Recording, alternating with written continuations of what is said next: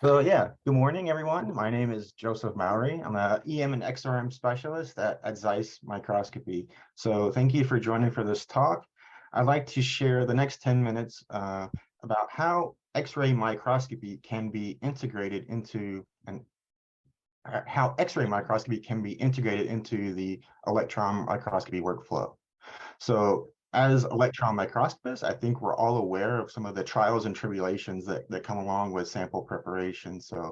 But X-ray microscopy can really help streamline our preparation workflow to help make sure that we're presenting the best samples possible before a long EM imaging session, especially for volume EM. So I'll start with a brief review of the technology behind micro-CT and X-ray microscopy, and I'll explain the differences between these two technologies. So this is a diagram of conventional micro-CT, and what you can see here is that we have our X-ray source on the left, we have our sample in the middle, and in this case, we're looking at the seeds inside the apple, and then we have a flat panel detector on the right. And so the way that you increase your magnification or resolution in this case is to move your sample closer and closer to the X-ray source, and that will magnify your image. And then if you zoom out, you move your sample further away. But eventually you run into the problem where you can't move your sample any closer to the X-ray source. So if you now want to magnify these seeds even further, you'd have to start coming in here and trimming away this apple tissue to see those, to move those seeds closer and increase the magnification. So we need some way of increasing the magnification without destroying our sample. So that's where X-ray microscopy comes into play. And you can see there's a couple additional components in the beam path here. We have a scintillator objective and some proprietary optics. And what this allows is a second stage of optical magnification that allows us to zoom in at a much higher magnification and resolution non-destructively. So here's a small little graph just kind of showing with resolution on the y-axis and working distance on the x-axis. So you can see here from as long as your sample is very close to the source and your working distance is small, you get great resolution. But then as soon as you start increasing your working distance, because for example, if you're looking at a larger sample, then your resolution drops off rapidly with conventional micro-CT. And you contrast that to our X-radioversa system, we're able to maintain a high resolution throughout a very long working distance. And this is, again, because of that two-stage magnification architecture. And we call this technology resolution at a distance. So this basically enables us to image a wide variety of samples. This is just an example of a few. I have a mouse embryo, and this is taken on essentially a really low magnification of flat panel detector, but we can easily then switch over to a higher objective to zoom in at smaller internal structures. We're able to look at small little seeds, and even though there is this kind of dense seed coating, we're able to penetrate through that and see the internal structure very nicely. And of course, we're also able to see unstained tissue. This is an unstained wasp, or low density materials that usually wouldn't give you a lot of contrast. So here's an example from our friends Keith Duncan and Kurt Zimick at the Donald Danforth Plant Science Center. So this is the image that I like to show. It's a good example of a soybean flower bud. And you can see as you zoom in, this is taken at a 4x objective, but you can really see all of these anther and pollen in really good detail. And since this is a 3D rendering, you can essentially section through this at any plane or geometry that you want to kind of reveal those internal structures. So that's great if you're trying to use this technology to directly image your samples, but how can this benefit us as electron microscopists in a more electron microscopy workflow?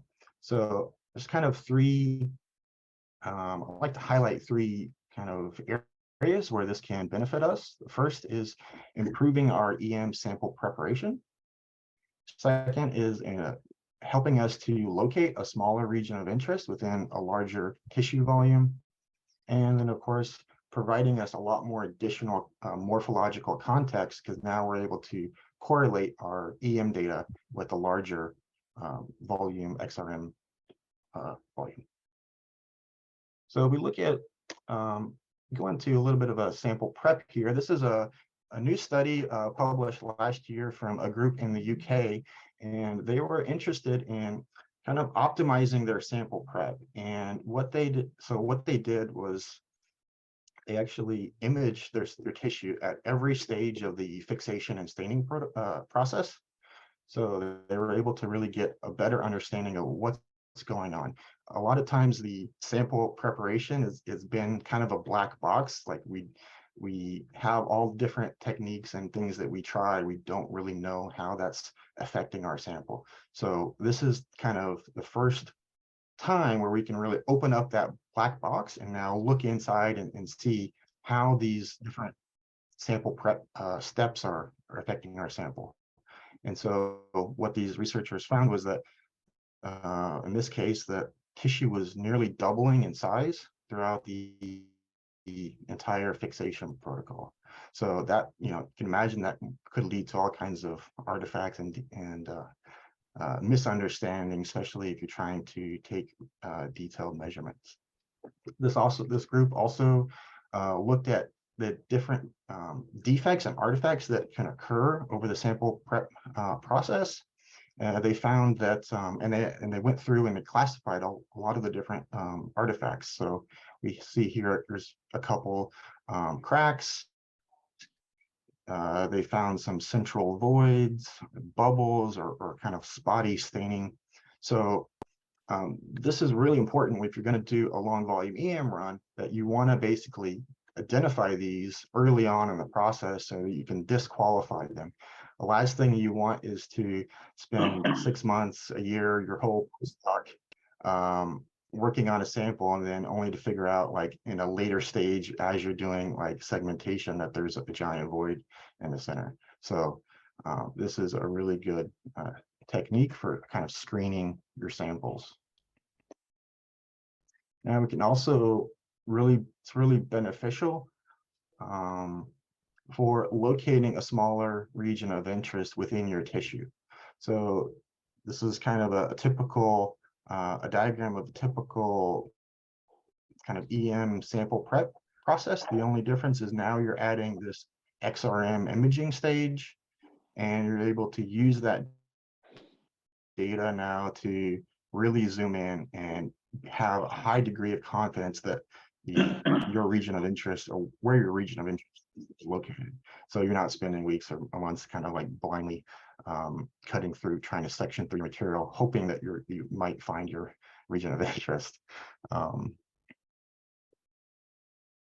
So, and then of course, EM or XRM allows you to place your EM data in the context of a larger XRM volume. So this is a case, this is a Drosophila brain, and this is, researchers did some heavy metal staining to localize some very specific cells, and then they were able to then use that to target, to trim down their tissue, and then put that into a fib sim,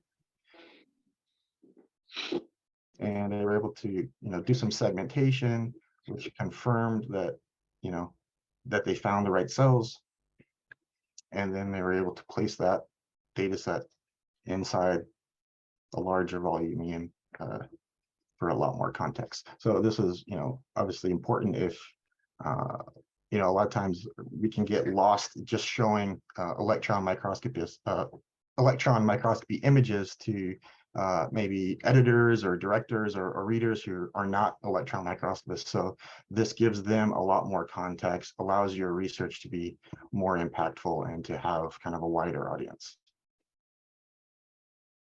So that's my time. Thank you for joining.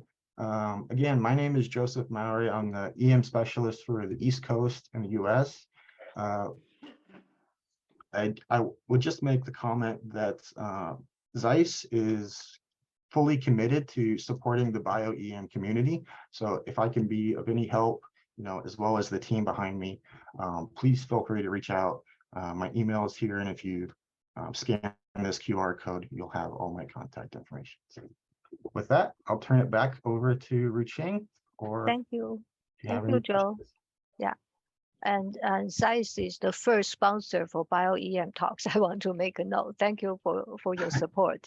And so